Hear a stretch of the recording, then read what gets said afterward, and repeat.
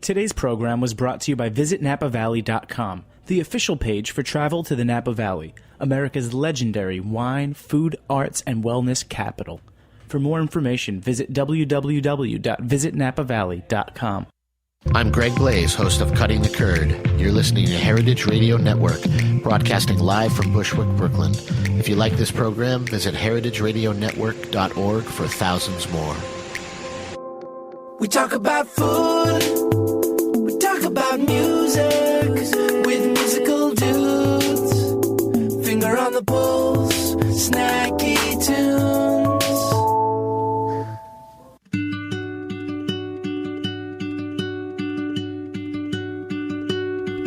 Oh, when you told me I should breathe out, to go easy, it's just me now. Everything felt right, out of place. I never felt so far away. Fear that I'm living my predictions, that I'll have another vision, that something perfect could slip away. Quickly and without a trace, quickly and without a trace. These moments are young, you'll forget each one so fast. The feeling to run, all the classic ones don't last.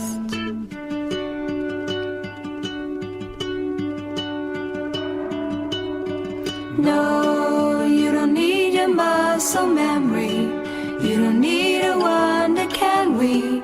You don't need a tense up or move away. Trust me, this is not the same.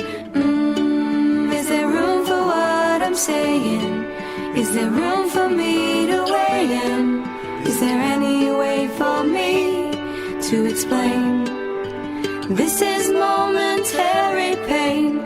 This is momentary pain. These moments are young, you'll forget each one so fast. Feeling to run, all the classic ones don't last. There's nothing to see, you can look around 100 times. Everything's just the way you like. So please, please, please don't ever pull from me. It hurts so much to hear the way your voice changed. Please, please, please don't ever let me be the one who puts a quiver in what you say, the one who makes you think about the first day, the one who takes a smile off of your face. These moments are young, you forget each one so fast. I'm feeling to run, all the classic ones don't last. There's nothing to see, you can look around 100 times. Everything's just the way you like.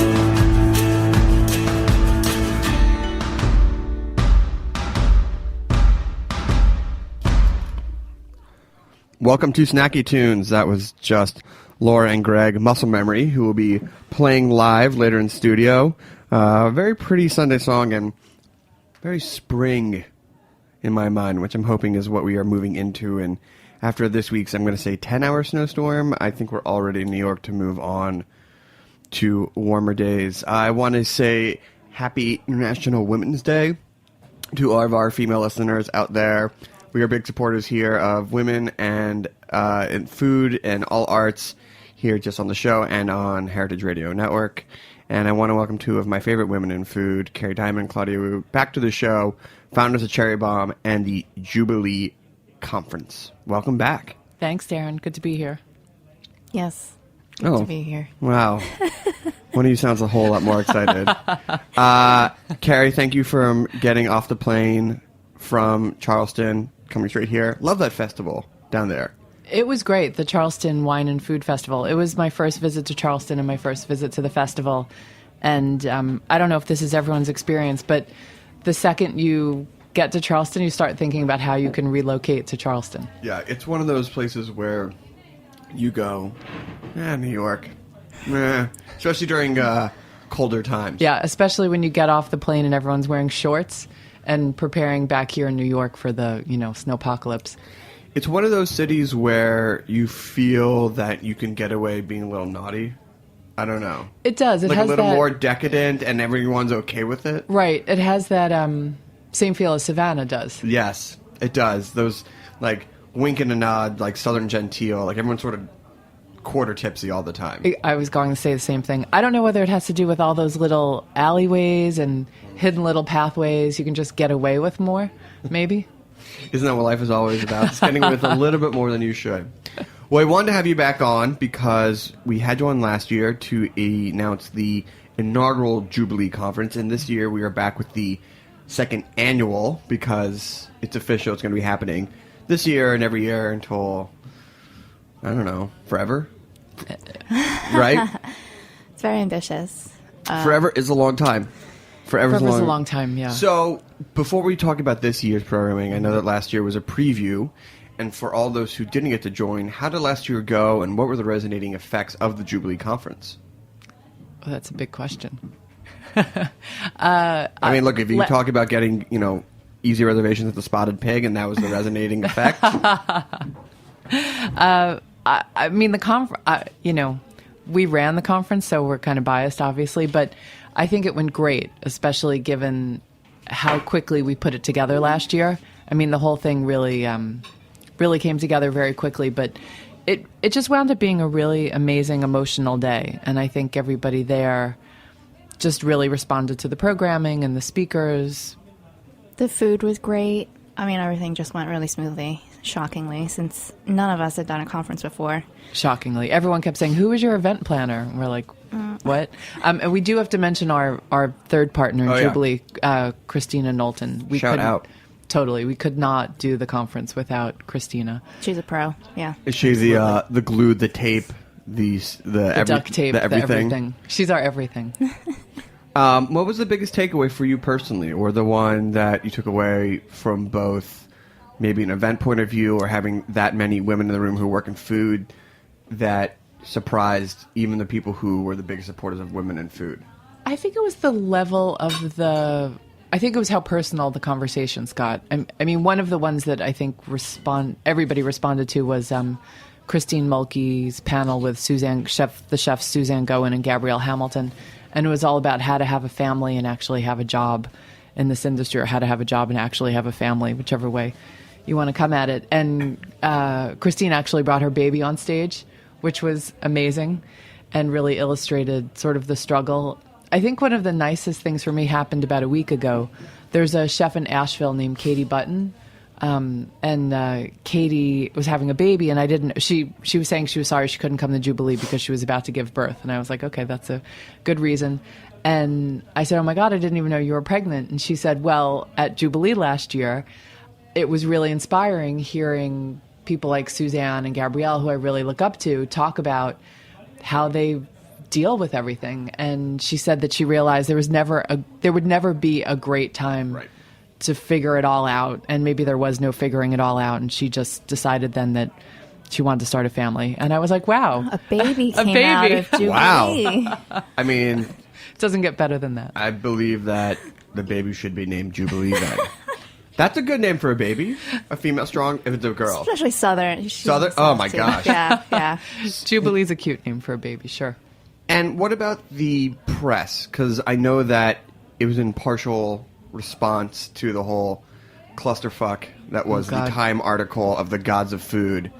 I can say that word on the air because it was a totally... I don't even know how... After, knowing what I do now about, like, editorial and things getting through, like, how did at no point anyone say, do we want to reconsider not having any females? But regardless of that, you standing on your own... What did the press say? What was that effect? The press was really positive. We got a lot of nice press after it, which we were really grateful for. I think one of the bigger things was social media. People were really struck by how much the Jubilee Conference just kind of owned Twitter that day. And I think that just goes back to we had a lot of great speakers who had a lot of great things to say, and people really responded to the advice people were giving. Yeah, everyone was really enthusiastic, which surprised me. I don't know. Because Claudia is so enthusiastic. Yes. I know, from her saying hello at the beginning of the show. So how quickly after you gave birth to your first conference did you decide we're going to have another child together? Oh, I don't think it was ever a question, really. Yeah, I think we knew. I mean, there was one point where I was like, should we do this? Where I was thinking to myself, I don't think I said this out loud. Should we do this every 2 years? But, Jubilee, there's a purpose behind Jubilee. And it's really to bring everybody together and to have these conversations and to encourage networking. And I think it's good to have it once a year. I think it's really good to bring these people together, and I think we can really look back. I was thinking about this yesterday because they had an event at the Charleston Wine and Food Festival called the Southern Betty Brunch, and it was a bunch of the chefs we really love, and they did an event together. And I assumed that this was an event that had been taking place for years because the conference was 10 years old, and this was the very first of its kind. And I think it's been a good 12 months for looking back and seeing all these different things where, whether it's festivals or magazines or whatnot, are shining light for the first time on women in food and really letting them kind of get their due and have their day. Do you think there gets to a point where obviously there's still a large equality gap to maybe close and just consideration or respect, even though for a lot of people in the industry, or at least that I know, have a lot of respect for the women who work in food. Do you think they'll get to a point where you've met that equality gap and you won't need these types of conferences and it's just going to be chefs in the room and it's going to be equally split? Yeah, I think about that a lot, actually. And it's good that we're having this conversation on International Women's Day, because I really don't think you can separate necessarily what we're doing with what's going on in the world at large. Mm-hmm. And I sometimes think, do we need Cherry Bombe anymore? Do we need Jubilee or things like this going to get tired? Or is it just going to become like a trend to do a thing with all women? Like, yeah, well, we're doing the woman thing. You have your own one part of the whole festival. Like, that's what you don't want to have happen. Right. I mean, that does happen. Right. But I do think because some people have even said that to me, like, oh, does it need to be all women anymore? Blah, blah. But I think when you look at what's going on in the world, not to be a total downer, but women being attacked and killed, and, it's not a coincidence that there are all these documentaries out right now that talk about rape and what's happened in India and what's happening on college campuses. And I think people have to realize it's all connected. How women are treated and looked upon and viewed and all these things, it's all connected. So I think there's still a great need for things like Jubilee and things like Cherry Bombe and related things like that. But is your hope that one day down the road it's all going to be equal? Sure, of course. Yeah. Yeah. But I think we can still do Cherry Bombe. No, of course. But, I mean, hopefully it's not just, my roommate's a comedy writer, and she always talks about being, like, dubbed, like, a lady writer. Mm-hmm. And I'm like, well, isn't it nice just to be, like, a writer? She's like, yeah, but, it's the way it is right now. It's another industry where, female comedy writers, there aren't a lot. Yeah. And it's just, like, sometimes it works her advantage. You're like, we need to add another woman to the staff for diversity. But at some point she's like, I would love just to be a straight comedy writer. Right. I think the funny thing in food is that there are so many women. There's just been this sort of this outsized focus on women having to be the chef. And I think if you step back for a minute, there are so many women. I mean, Laura's a woman in food. She also happens to be the singer in her band. But, there's so many women doing interesting things, but the media loves to focus on the chef. And one thing we're definitely trying to do at Cherry Bombe is shine the spotlight on all the different women in this industry. You don't have to be the chef to be making a contribution and an impact on this industry.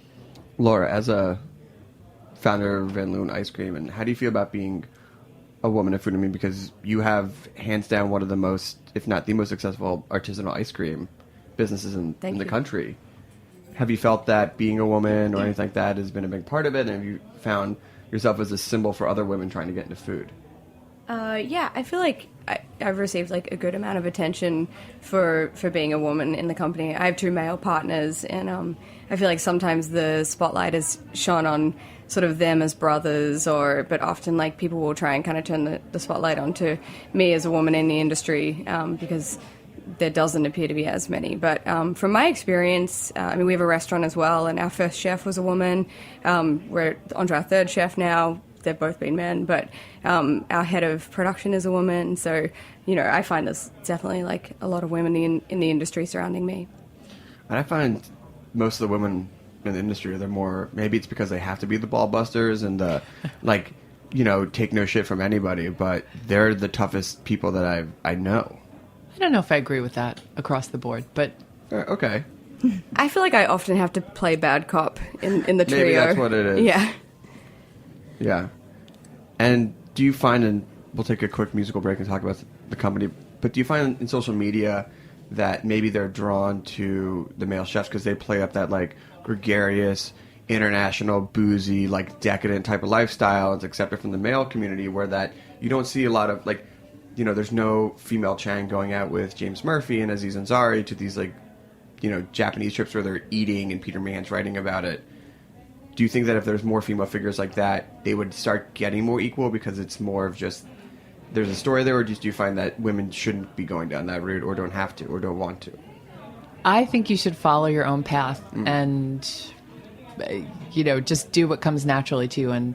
And yeah, I don't know. I mean, I don't know the answer to that question. Claudia? I don't know. It's hard to say. I mean, yes, like, yeah, like, I think in recent years it's kind of been like the bad boy chef gets all the attention. I don't know. Maybe women are just not as attention-seeking as guys are. Who knows? Fair enough. All right, well, we're going to take a musical break, and we're going to talk about Jubilee number 2, which is going to be super awesome, and the lineup's even... I mean, last year was awesome. This is Equally awesome. Equally awesome. Maybe awesomer, because I feel like last time was just like, we got to get it done. Right. And this year is just... I don't know, it's all awesome. I'm just super excited.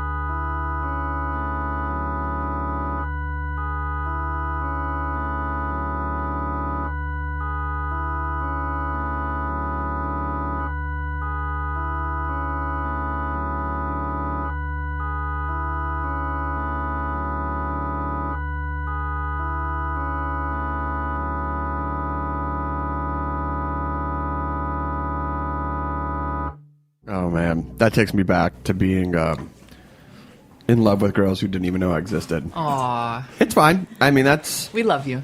Thank you. I really appreciate it. So we have Claudia and Kerry. That was such a Claudia response. Yeah. They're very flat. We love you. No. I mean, I love you like a friend. Oh, okay. Well, we're here to talk about the now annual second iteration of Jubilee, which, if the show's any success, first off, you sold out the first one, so mazel tov, because that's 1,000 tickets. It wasn't 1,000 tickets. Wasn't it 1,000 tickets? No. How many tickets was the first one? Like 300 tickets. So like 1,000 tickets. Just come on, look at the pictures. It looked like 1,000. So It did look like 1,000 people. And you sold out. It took 6 weeks of the first one, which is insane to sell out anything of that value. And on a Sunday, in the springtime, no less. This year, 3 days. So congratulations. Thank you. And it's 4,000 people this year. How many people did this year? Madison Square Garden. It's the same venue. So. Standing room. Oh, I love that place. It's so beautiful. It used to be an Episcopal seminary. It still is. They still eat lunch there every day. They do? Yes. And how many women are part of the seminary? I don't know. How many people are part of the seminary? I have absolutely no idea. So this year, I'm super excited about the lineup. A lot of the heavy hitters from last year, but some new people. But why don't you talk about what worked for you last year and what you're bringing back, and what's new that you're so excited about that you saw as just like people who felt that they couldn't do it last year or saw the success and are now getting on the Jubilee train. Or, I'm sorry, Jubilee Express. People keep asking us what's different about this year's, and I keep saying nothing. It's exactly the same. We did talk about... It's a little different. How do you think? I mean, the programming is the same. We kind of are keeping to the same format. There are panels. There's some non-food people speaking. And last year, after the Jubilee, my friend Nick Jamé from Sweet Green told me I thought guys weren't allowed, so I didn't come. And then he said, next year we're going to do your lunch. So Sweet Green's going to do our lunches. Shout out to Sweet Green. Yeah. That's been a pretty funny thing. We had a lot of guys, I think including you, tell us they didn't buy tickets because they weren't allowed to buy tickets. I literally thought that I couldn't buy tickets. You're insane. And then this year I was on the road and I missed buying tickets and then it sold out. There were about 5 lucky men in the audience. It's a really good place for guys. I think it was like Matt Rodbard, Ken Friedman. Ken Friedman, Phil Baltz, yeah. And it was very funny because people kept taking pictures of the 5 guys like they were zoo animals or something. Saw these Instagram pictures with the 5 of them. But I haven't looked at the attendee list. I don't know if any guys bought tickets this year. I haven't seen it either. Yeah.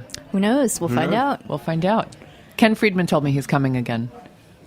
Ken Friedman rides So- again. He doesn't have to buy a ticket, though. No. He gets to come as April's plus one. Plus one. You can be my plus one this time, Ken. So what are some of the panels that you're excited about? Who are you excited about talking this year? Well, I think everybody's excited about Ina Garten. So I glad. mean, everybody. I love Ina. I know everybody in the Cherry Bombe kind of universe loves Ina, but I am constantly just surprised by people's level of obsession with Ina Garten. People love her. They freak People out love over her. Yeah. Can I tell that story? Yeah. We were. Yeah. It's a good story. Ina's in the current issue of Cherry Bombe. Yeah, that maybe magazine. Maybe the last issue. She's in the current issue of Cherry Bombe, and we drove out to her place in East Hampton. Almost died on the way there. We rented a car, and something stopped working in the car, and it started swerving all over the highway. So we're lucky we're here, Claudia. So anyway, we drove out to East Hampton to interview her and photograph her. And we got there, and these 3 women just showed up at her house just to say hi to her. And I think people just feel this connection with Ina, like they know her, and she's the next door neighbor, and they can just drop by. That's awesome. Yeah, That's so cool. yeah. But she was great. We were all super thrilled to meet her. So she's speaking. Julia Turshen, who's a pal of all of ours, is interviewing her, which we're really excited about. And I know people are just super excited about the Ina. Oh, yeah. And then April's closing the conference. So God, I love April. April, and we haven't shared this with anybody, but Gail Simmons is interviewing April. Is that a Snacky Tune exclusive? It's a Snacky Tune exclusive. Liz, I know you love those. Do you guys have like a little sound effect you can play? We had a sound effect board, but they took it away from us because we just kept playing the Wildcat sound every time. There it is. So you didn't throw it out. All right. That's amazing. Gail is, oh my God. Gail's the bomb.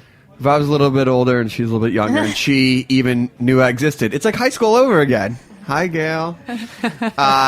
No, Darren, I love you, but I just want to be friends. That's what she said to me the first time we met. So that is going to be great. I'm really curious to hear what April has to say. She's such a success story. She's also, I think, an example of somebody who's just super nice and super talented and gets ahead by virtue of that. Yeah, I mean, she's definitely one of the icons, not just, and I'm not even going to say female chef icon. I mean, she is, anyone would be lucky to have her affinity for food, her success, and her just, I mean, she's so nice. So nice. She's so nice. Mm-hmm. And she's just like always just, she's just such a presence. Like when you see her walk in or in a room where you just see her like with a knife in hand, taking a pig to town.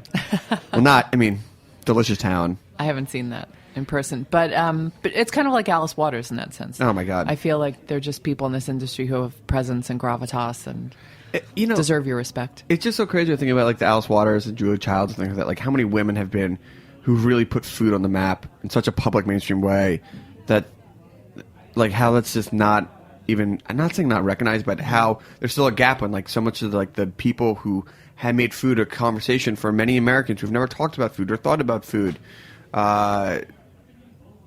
How there's just still this like gap. Did we tell you Alice showed up last year halfway through unannounced? Was there a hush? There was a major hush. Yeah.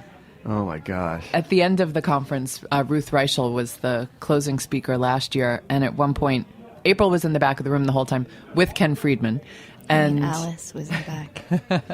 Alice was in the back. Alice was in the back. What did I say? Alice was in the back with Ken Friedman. And at one point, Ruth Reichel says, "Is Alice Waters still here?" And most of the people in the room didn't know she was there. And the whole entire room swiveled their heads around. And I was in the back. And that was an exciting moment. That's awesome. Is she going to have any part to do with the conference this year? She might. Okay. Stay tuned. I'm staying tuned. God, she's great. Chez Panisse is one of those places where you walk in and you go like, oh yeah, this is amazing. You just feel it, like it's baked into the walls. What other panels are you excited about? What's a new panel this year? Maybe something that you didn't get to last year that you are now tackling this year. I'm excited about the way we eat today. We're having a panel of it's like that question, like what's good for you today. There's so many different ideas of what we should be eating and how we should be eating, and we have a great panel that kind of mixes like politics and like health and like that I'm excited for that one too. It'll look at things like and it's all bloggers, which is great because there's so many amazing bloggers today, and bloggers kind of get a bad rap in the like a certain side of the food world kind of looks down on bloggers, which I don't understand. I don't understand either. They're getting all the book deals. So, yeah. So I think there's some I think there's a few rotten apples. That's any industry. Sure. I mean, there's a few bad chefs out there. Exactly. The people who like jump ship or don't show up or just have done no cooking and get all the fame. I mean, it's just like anything. Yeah. But I believe that, the internet and that type of media format allows for some really unique voices that would have no other way to get their voices heard, and allows them to champion other smaller things that would not allow them to get their voices heard because they're trying to find that news story. Yeah. And that's really exciting. I think there's a real grassroots moment afoot with bloggers, and they're the ones who, more than the media, I think, that are pushing this sort of healthy eating and food as medicine. And, I've learned that a lot in my day job at Yahoo Food. We do a lot with bloggers there. And I'm really inspired by them. I'm really happy to have them there. And I mean, we took our mom to Danielle, and she was like, I can't cook like this at home, but if she would go on like these blogs, she'd be like, oh, I can do this. It's just much more Most people realistic. couldn't cook like Danielle at a restaurant either. Yeah, that's true. Yeah. Lucky mom. Oh, yeah, it was like an anniversary or something. Oh, my gosh. My brother's the real foodie in the family. Wow. Yeah, we go to fancy places with him. can I hang out with your brother? Oh, sure. He's single. And he's cute. Okay. Well, I'll let the ladies at work know. Is he a nice guy? Yeah, he's totally nice. Okay. Why would you ask his sister that question? He's not gay though. I was just joking. That was a joke. Sorry, Alex. No, it's fine. But I know a lot of. I work with a lot of very. Oh yeah, you great, do. powerful, strong that's right. women. At Refinery 29. Who Sure. would love a nice, well-rounded, modern man. And shout out to Elettra, who's our new food editor at large. We love Elettra. Who is speaking at the conference, and she's going to be on the show in a few weeks. Oh, great. And she is a strong female voice. Strong female voice. In food. She's been in our magazine. She was one of our first contributors, I think. We love her. We've done a lot with her. Oh my God, she's amazing. Well, I want to just thank I just want to thank you for coming, and I want to say sorry to everyone who didn't get a ticket because it is sold out. But I know that you did give a few tickets away. Will you be giving any more tickets away? To you. Okay. Well, I'll come in the morning. No, I'm kidding. You still have to buy a ticket. Maybe I'll come and I'll support Liz, the You engineer. could volunteer. We do need somebody to move the chairs on stage. Well, then, if you want to do that. Once a PA, always a PA. Okay. I'd be more than happy to do that. We do have a waiting list. We expect to free up a few tickets closer toward the date. So where can people go? Because, I mean, this is what happens. You're going to be on your phone on Sunday, and everyone you follow on food who's like an awesome female in food, you're just going to be like, they're there, they're there, they're there. And you're going to be sitting at home being like, damn it, I should have bought tickets. People can email us at jubilee@cherrybombe.com. Well, ladies, it's super awesome. And when's the next issue of Cherry Bombe coming out? Yeah, I'm just Don't kidding. even ask. I'm just kidding. What do you have, like a conference going? What has it got going on? I'm always This year it'll be out. This year, 2015. Get ready. Well, ladies, I always appreciate when you make time for us to come on the show, and for when you get back to my emails and all that type of stuff as well. And Claudia's just enthusiasm. It's just I texted you though. I did text you. You did. I've taken our relationship to the next level. You did. Whoa. She got my digits. Sorry, Rob. It's totally platonic. I love you, but as a friend. As a friend. Oh my God. If I had $1 for every time I heard that, I would probably have like $4 because for me to even get the nerve to ask a girl out, I'm now thinking about all the girls I asked out who like took me months to get the courage and it was over in like 30 seconds. Aw. It's okay. I have a wonderful woman now. She's incredible. You would love her. Her name's Anna. Great. Anyway. Well, thank you. Stick around. There's some more pizza, some salads. We'll see you in March 2016. Yes.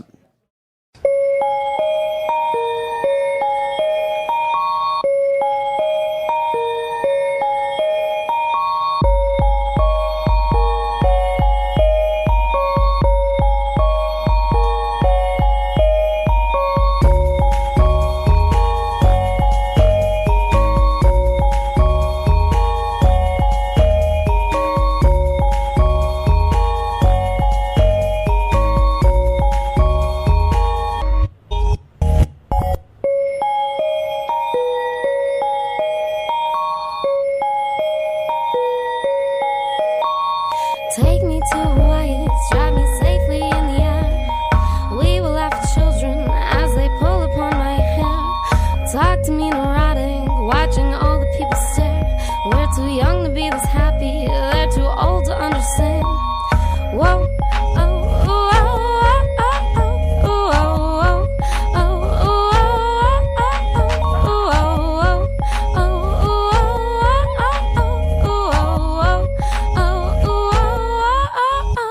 oh, I'll be the one who talks it slowly, but I'll be a friend, oh, I'll be a friend, oh. I'll be the one whose lips move slowly, but I'll be a friend, oh, I'll be a friend, oh. I'll waste your time, I'll take a walk, I'll be a friend, oh, I'll be a friend, oh. I'll be the one who talks it slowly, but tiny piece of glasses, cuts may heal, but I am blind. That our neighbors pull together when we argue through the night. Filling up with poison, but the tiny insect bites. I'm confident or inconsequential, consummates of what's inside. Whoa, oh, oh, oh, oh, oh, oh, oh, oh, oh, oh,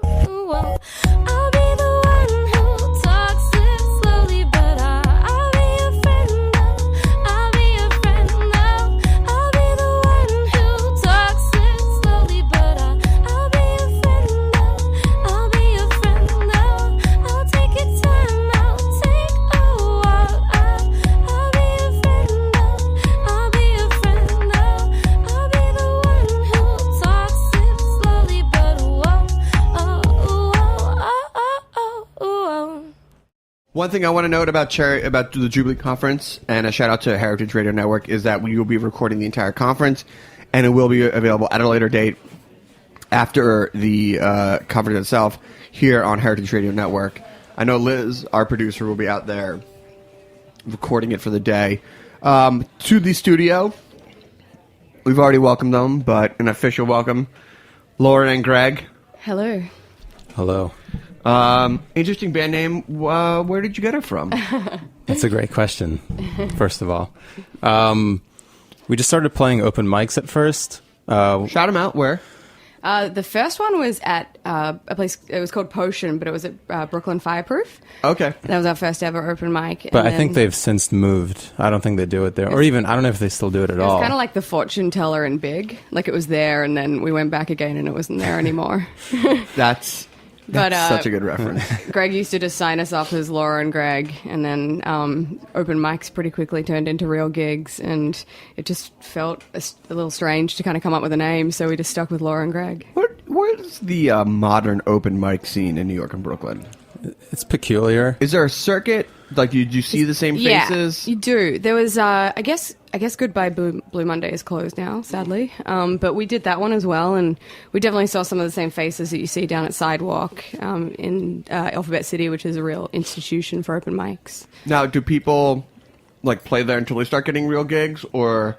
I think there's some people who are just looking to kind of have a place, like an outlet for music, but not necessarily trying to be too career driven about it. It's also a great place just to try new things before you book a show or something. Oh, that's cool. It's usually a very supportive audience as well, which is nice. Because half the audience is the musicians anyway. Yeah, and it'll be a healthy mix of people who have got it really down, and then people who are stopping halfway through to grab a notebook out of their backpack to check their lyrics.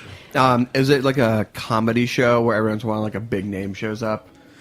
I know most stand-up or most open mics do have they let stand-ups do it, but I don't know. We didn't do too many because we got asked to play a show pretty after our second open mic. Maybe? Yeah, something like that.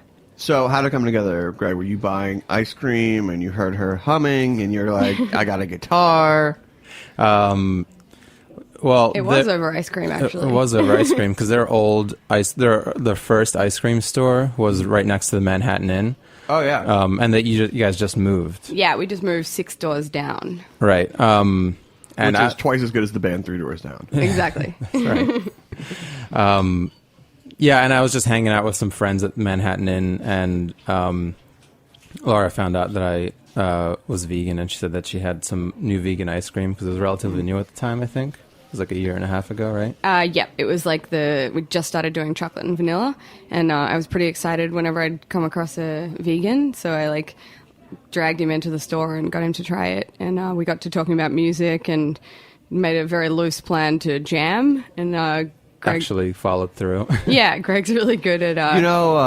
that's sort of how a lot of the plans happen. It's the actual follow-through. Right. Right. It's once the initial follow-through happens, you go, oh, this is how stuff gets done. Because so many times you're we're going to do this thing, and then it's just oh, we're still going to do this thing. It's we never did that thing. Yeah. There was actually another Greg in the mix that night. There was 2 Gregs and a Laura, and this Greg is still Greg number 2 in my phone, even though he's definitely Greg number 1. And but Greg number 1, who is now Greg number 2, never showed up for band practice. So Laura and the Gregs is pretty good. That's not bad. Yeah, it's not bad. If he wants to come to practice, there's still a spot for him. Yeah, we're waiting. Yeah. Well, why don't we hear a song? Sure. Cool. What are you going to play for us? Let's play Same World. Sure. Okay, here's Laura and Greg, Same World, live on Snacky Tunes.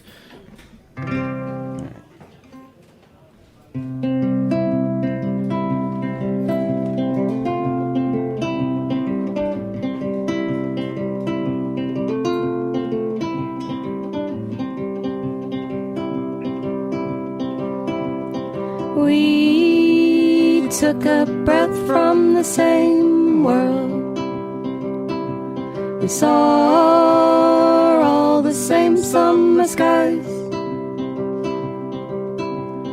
We took a breath from the same world and got lost in the wonderful times.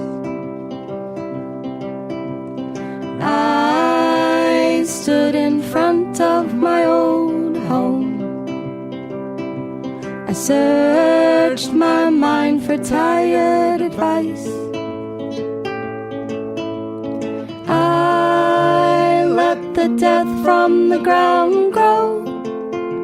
I let it all go. I don't have much, but I have enough. So don't feel so crushed. You still have love.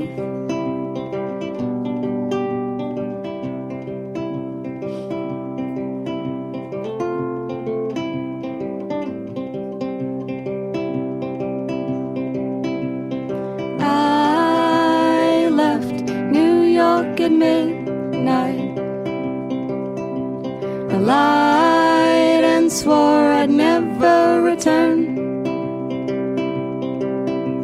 I carved out a wooden self-portrait and watched it as it burned.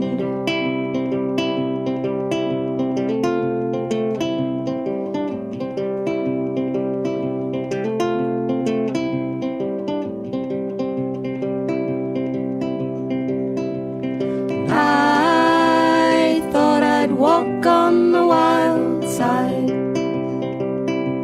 and I thought that I'd take a chance.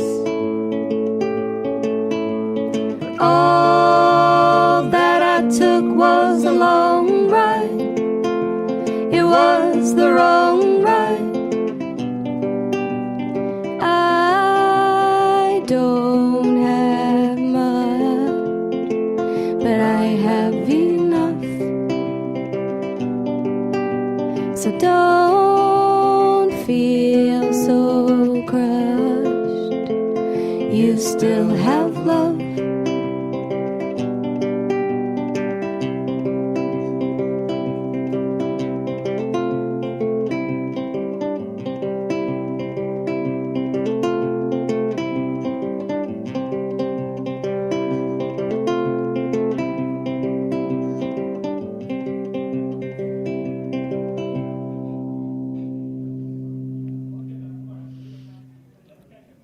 So pretty.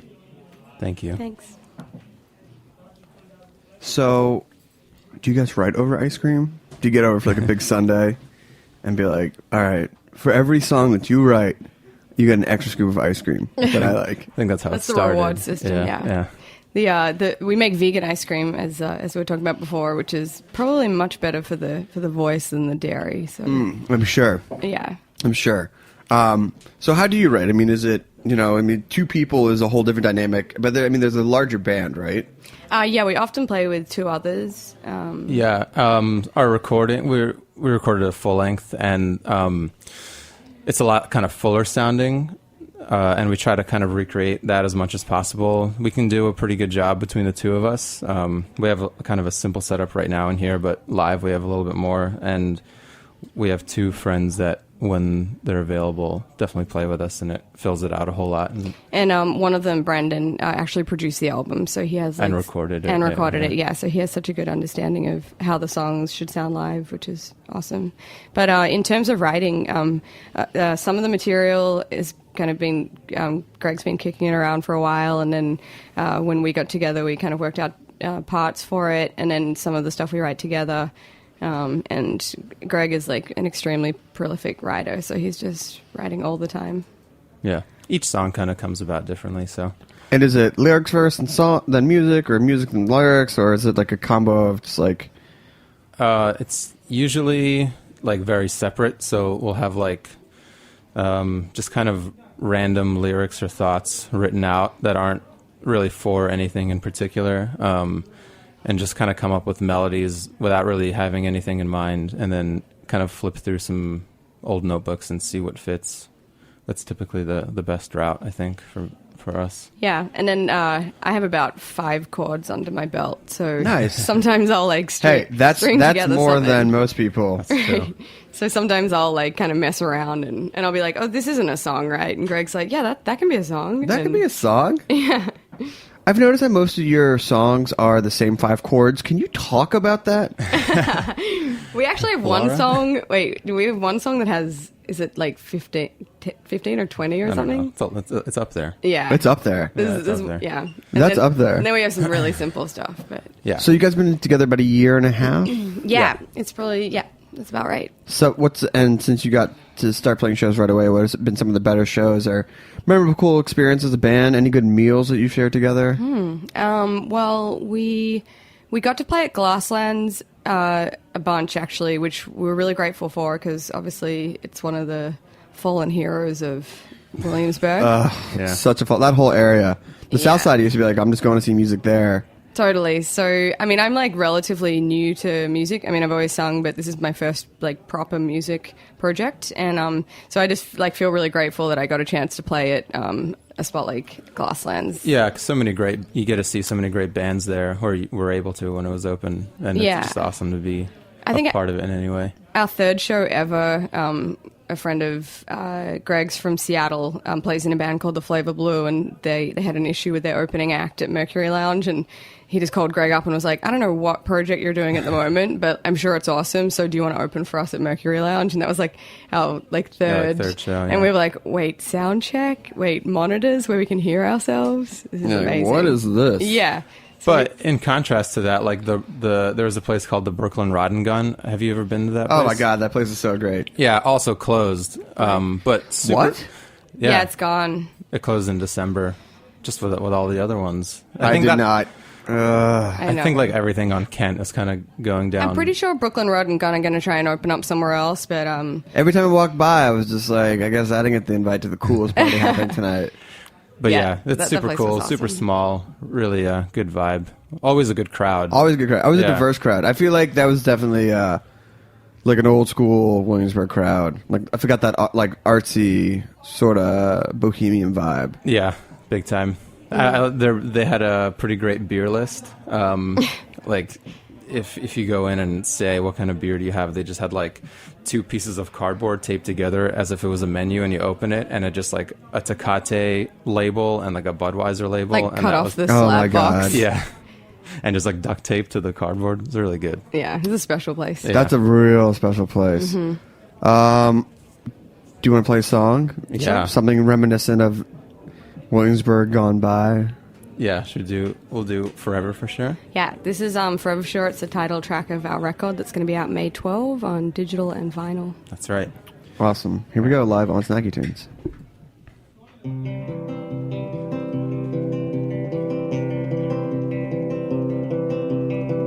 I am broken, I am hollow, oh, I'll leave the world, I know. Let me fall from the place I stand. Keep it simple, tell them nothing's new. After all, it's true. Let the sound of your voice be plain. You are still young and you still have time. These words destroyed my mind into thinking that I'm okay. I have nothing, it is only me. It makes me sound so free, but I'm lost in a place I know. I am me, no more. I'm gone forever for sure, for sure. What a feeling it is to, oh, to hate what you've allowed the world to see of you. Now you know where to be found.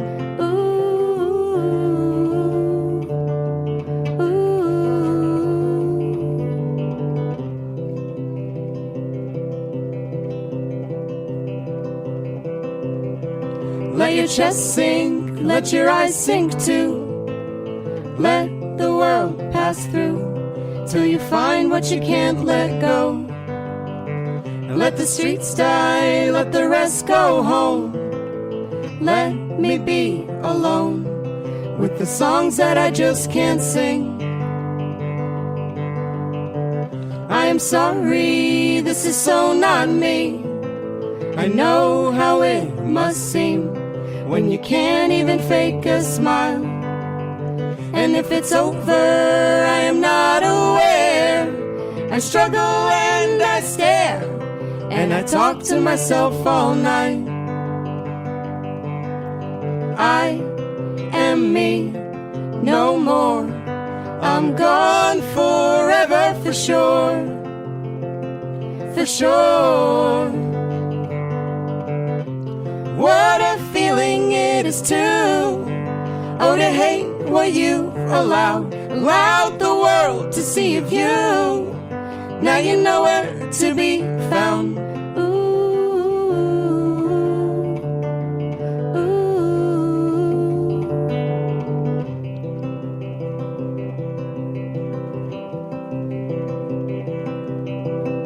I'm sorry that you had to be from a place that I could leave. I could leave so easily.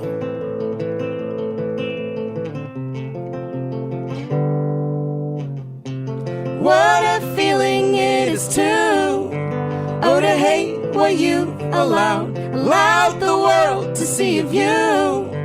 Now you know where to be found.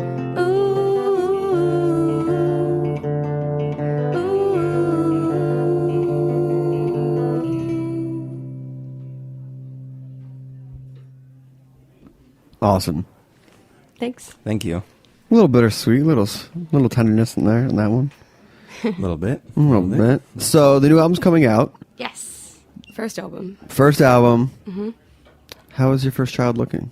Oh, it's looking good. It's we sort of had it finished for a while, and we were desperately trying to jump the gun and put it out in around Christmas, and then we had someone kind of contact us and was like, "That's a terrible idea. It's gonna get lost. Like, this album is good, and you guys should try and give it as good an opportunity as possible." So we've chilled out a little and decided to kind of like do a little more promo and release it in May when everyone's feling a little bit happier about the weather, etc.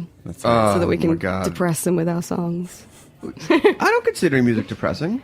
Yeah, it's got like the sound is happy. But the lyrics? I guess it just depends how you look at it. Yeah. We have like this like barometer to, did we have a good show, did one of our friends tell us that they cried? Common occurrence. Do people normally cry at your shows? Usually at least Greg's sister will cry. Yeah, I think at first people were crying a lot. Just people weeping. Yeah. It was, yeah. Have you ever found yourself crying over your own songs? Like you wrote a lyric and you're like, damn, that's good. Just tears of joy for like a nice melody, perhaps. Yeah. So the album's coming out. Mm-hmm. Tour? Mini tour. We're heading down to Austin to play a bunch of unofficial showcases during South by. I will be there. Well, I'll be there for Interactive. Oh, okay, cool. That's that before or after? Yeah, the it's music? before. Gotcha. Yeah, I went to South by a few years ago, actually. I'm pretty sure I saw your brother down there in the Fader Fort or something. That sounds... Oh, Greg Breslins at the Fader Fort? Oh, yeah. Sounds 100% right. Yeah. And was he wearing a sleeveless tank top? Possibly. The answer is yes. The answer is yes. So we decided, well, actually, we have a friend down there who was like, I think I can get you booked on this showcase. And then like one showcase became 3, and we were like, that's good enough reason to jump in the car and drive to Austin. Not the ice cream van? No, not the ice cream van. We're going to borrow Greg's parents' car. It's a much more suitable vehicle. So we're going to drive down there, play a few shows. We're going to try and stop through Nashville on the way and Raleigh on the way Carolina. back. Yeah. Nice. And then I guess once, because that's before the album comes out. Once the album comes out, we'll hopefully have some more stuff lined up through the summer. Summer seems like a good time to drive around and play some music. We also just like doing like little like kind of weekend tours. Last winter we went to like Lowell, Massachusetts and played this like house show, which we walked in and there was like sort of 5 kids, and I was like, oh geez, Greg, what have you booked us for? Like, why did we drive here in the snow for this? And then like it clocks over to like 10 o'clock and like all these college kids flood in, and they're like the best audience ever. They're just so like grateful for like people kind of bringing music into their living room. Yeah. And, it's actually really awesome just to kind of play like little shows like in and around and outside of New York. Wherever people are down to listen to music is good. We're going to be going up to Toronto for Canadian Music Week in May, which we did last year as well. So awesome. Yeah. I wonder if Australia would ever fly you back as like, oh yeah. I know that would the be goal, cool. There's free so airlines. many Yeah. good so many good festivals, especially during and the stuff. winter time. Yeah, there's one actually just this past weekend was Golden Plains, which is like when I see the Instagrams of my friends at those kind of festivals, it aches my heart a little. Nice. Well, listen, I want to make sure that we get one more song in. But where can people go to hear your music? Bandcamp, SoundCloud, Facebook, Instagram? Yeah, Bandcamp's a little dormant at the moment. We have Muscle Memory, which is the first single from the album, up on SoundCloud. And yeah, as of May 12, we'll have everything out. We've got a video coming out shortly, which is a rotoscoped animation that Greg made. Awesome. And yeah, so it's Yeah, we're on the internet. How's your Instagram game? we have like a few followers. I'm like trying to set all that stuff up, but the personal Instagram game is good, but for the band, we don't have that much content happening yet. But it's only a matter of time. Yeah. Yeah. Get some photos on the road. Yeah, we're on Twitter and Instagram. It's Laura Get some- Gregg Music. Get some photos from the car on the way down to South by. Definitely. That's right. Well, I want to shout out to Kerry and Claudia. Happy International Women's Day. Shout out to Liz and Aaron and all the women of Heritage Radio Network. Shout out to my mom. Shout out to my girl Anna. Shout out to all the amazing women that I work with at Refinery 29. And all of our fearless leaders. Anna, Melissa, Christine, Piera, Susan. You're all amazing women. Couldn't do it without you. Oh, and the design department, Emily, and Anne, and there's so too many women that I love and respect to mention in one show. We will be off next week because we will be traipsing around the wonderful town of Austin. If you have time, I'll be hosting a panel at the Driscoll at 5 p.m. on Saturday with Paul Key and Questlove talking about culinary inspiration. So it's called Life's parentheses dinner party. Super pumped about it. I'll be drinking queso martinis the entire time. Laura, Greg, what's the last song you're going to take us out with? The song's called Muscle Memory. It's the first one we released off of the new album. Beautiful. Thanks for tuning in. We'll be back in 2 weeks. And enjoy the warm weather. Say no to snow.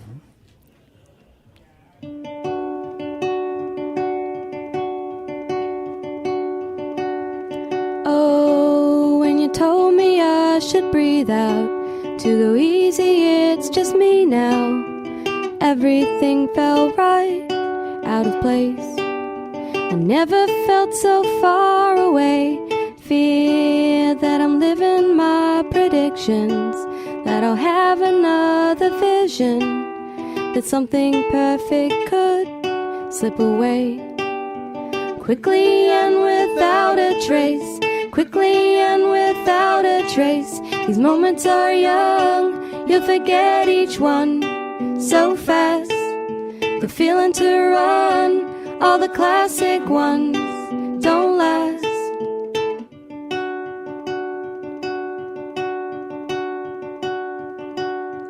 No, you don't need your muscle memory. You don't need a wonder, can we? You don't need a tense up or move away. Trust me, this is not the same. Is there room for what I'm saying? Is there room for me to weigh in? Is there any way for me to explain? This is momentary pain. This is momentary pain. These moments are young, you forget each one so fast. The feeling to run, all the classic ones don't last. There's nothing to see, you can look around 100 times. Everything's just the way you like. So please, please, please don't ever pull from me. It hurts so much to hear the way your voice changed. And please, please, please don't ever let me be the one who put a quiver in what you say, the one who makes you think about the first day. the one who takes a smile off of your face. These moments are young, you'll forget each one so fast.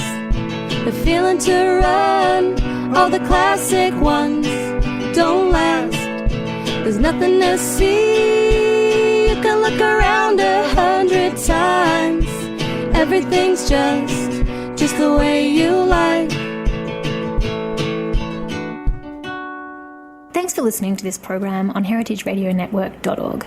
You can find all of our archive programs on our website or as podcasts in the iTunes store by searching Heritage Radio Network. You can like us on Facebook and follow us on Twitter at heritage_radio. You can email us questions anytime at info@heritageradionetwork.org. Heritage Radio Network is a 501c3 non-profit. To donate and become a member, visit our website today. Thanks for listening.